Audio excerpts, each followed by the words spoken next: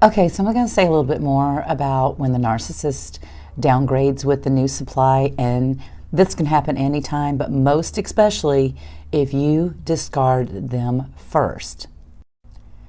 Now, in my previous video, I mentioned that a lot of times their downgrade will be with someone who is less attractive. So anyone who's, don't take offense to that. I do know that beauty comes from within. Real beauty does come from within. However, the narcissist is concerned with outside appearances, and they typically want someone that makes them look good in some way that usually has to do with attractiveness.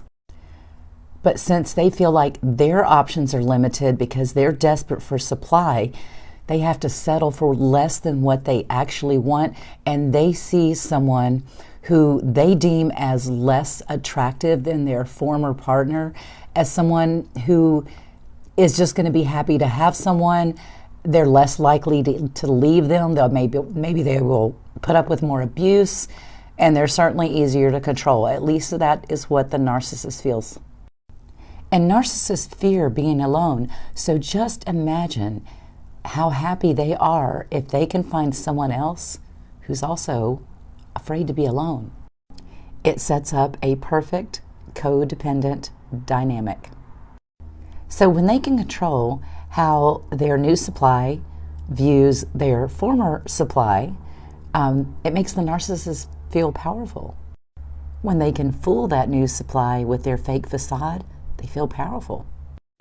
And if they can rally that new supply to smear the former partner, they really feel powerful.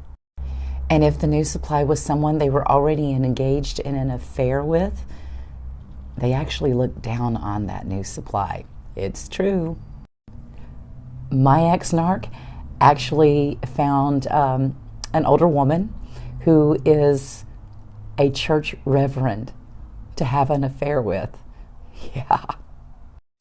And he was successful in getting this reverend to smear me.